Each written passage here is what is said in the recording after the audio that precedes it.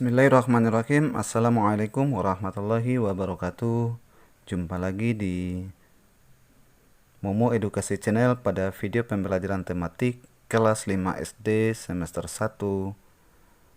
Tema 1, organ gerak hewan dan manusia. Subtema 2, manusia dan lingkungan di pembelajaran 4.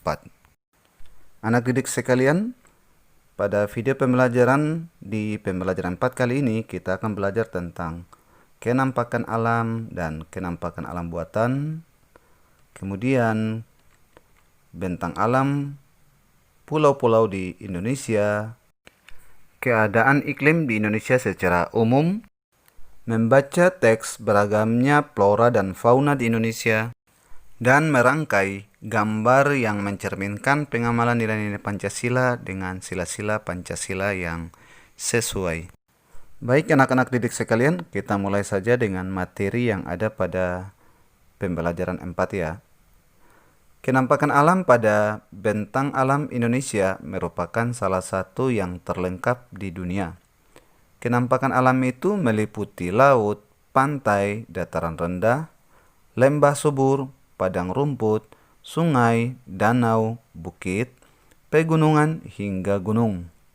Lalu, kenampakan alam yang seperti apakah yang ada di wilayah tempat tinggalmu?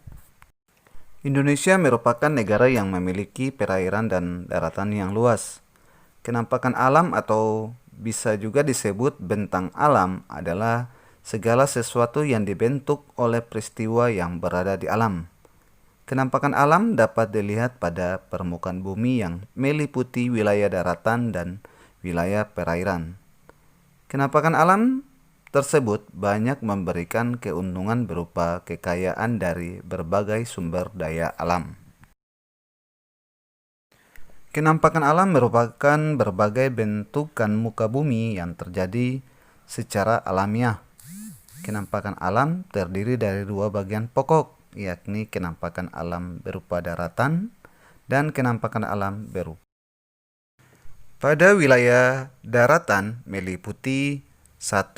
Dataran tinggi, 2. Dataran rendah, 3. Gunung dan pegunungan. Sedangkan wilayah perairan meliputi sungai, danau, laut, rawa, selat, dan samudra. Kenampakan buatan ialah kenampakan yang terbentuk dampak perbuatan dari manusia.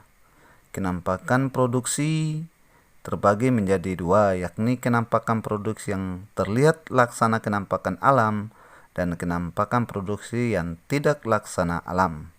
Kenampakan alam produksi ini seringkali bertujuan sebagai lokasi konservasi untuk hewan dan tanaman yang dalam bahaya punah. Mari amati kenampakan alam dan kenampakan buatan yang nampak pada gambar-gambar berikut ini. Alam Indonesia dikenal sangat indah dan kaya akan berbagai sumber daya alam. Tidak heran jika banyak wisatawan dari berbagai negara tertarik dan datang ke Indonesia. Kegiatan pariwisata ini pun berkembang di sejumlah wilayah seperti Bali, Yogyakarta, Lombok, dan Raja Ampat di Papua, dan lain-lain sehingga mendatangkan keuntungan ekonomi yang tidak sedikit. Tuhan telah menganugerahi negara ini berupa hutan, sungai, danau, gunung, pegunungan, lembah, dan padang rumput yang sangat memesona. Bentang alam di Indonesia sangat bervariasi. Masing-masing wilayah memiliki karakteristik masing-masing yang membedakan dengan wilayah lain di Indonesia. Ayo, kenali negeri kalian lebih dekat. Bentang alam Pulau Papua secara umum. Pulau Papua adalah pulau berbatasan langsung dengan negara Papua Nugini. Pulau Papua merupakan bagian dari wilayah Indonesia Timur. Pulau Papua juga merupakan pulau terbesar di Indonesia dan termasuk setelah Pulau Greenland. Sebagian besar daratan Papua masih berupa hutan belantara. Lebih dari 71% wilayah Papua merupakan hamparan hutan hujan tropis yang sulit ditembus. karena terdiri atas lembah-lembah yang curam dan pegunungan tinggi. Puncak tertinggi di Indonesia berada di Papua, yakni Puncak Jaya Wijaya, yang sebagian puncaknya ditutupi salju. Mari sama-sama kita mengamati nama pulau di Indonesia dan bentang alam secara umum berikut ini.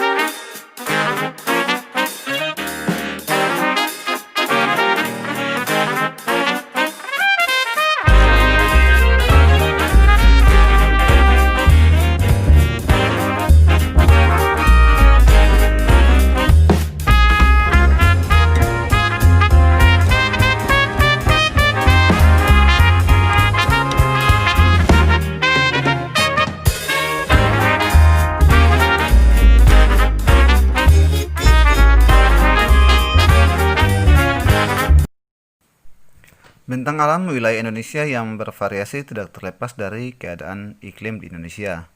Iklim adalah keadaan rata-rata cuaca pada suatu wilayah dalam jangka waktu yang relatif lama. Adapun cuaca adalah keadaan suhu udara, tekanan udara, curah hujan, angin, dan sinar matahari pada waktu pendek dan tempat tertentu. Letak astronomis Indonesia yang berada di wilayah tropis membuat Indonesia beriklim tropis. Ciri iklim tropis adalah suhu udara yang tinggi sepanjang tahun, dengan rata-rata tidak kurang dari 18 derajat Celcius, yaitu sekitar 27 derajat Celcius. Di daerah tropis tidak ada perbedaan yang jauh antara suhu pada musim hujan dengan suhu pada musim kemarau. Ciri iklim tropis lainnya adalah lamanya siang dan malam hampir sama, yaitu 12 jam. Keadaan iklim di Indonesia secara umum sebagai berikut. Iklim musim dipengaruhi oleh angin musim yang berubah-ubah seperti periode waktu tertentu. Biasanya, satu periode perubahan adalah 6 bulan sekali. 1. Iklim laut terjadi karena Indonesia memiliki wilayah laut yang luas. Iklim Indonesia sangat dipengaruhi oleh laut dan lautan. Laut dan lautan Indonesia mengakibatkan tingginya penguapan. Wilayah yang memiliki tingkat penguapan yang tinggi juga akan memiliki curah hujan yang tinggi. 2. Iklim panas terjadi karena Indonesia berada di daerah tropis. Suhu yang tinggi mengakibatkan penguapan yang tinggi dan berpotensi untuk terjadinya hujan.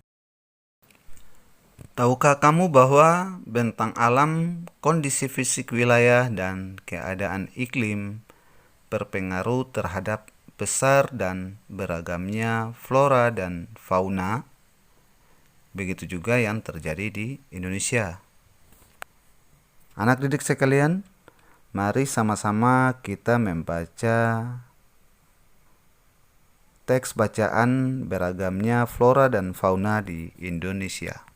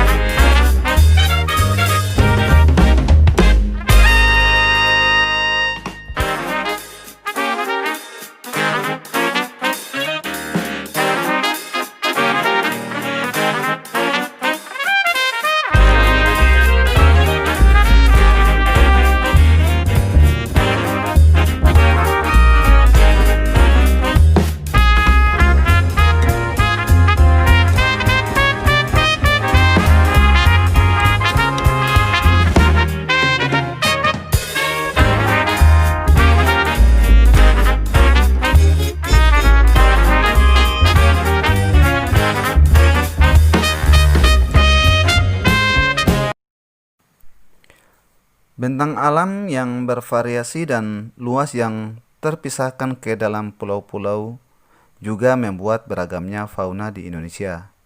Mari sama-sama kita amati bagan persebaran fauna di Indonesia berikut ini.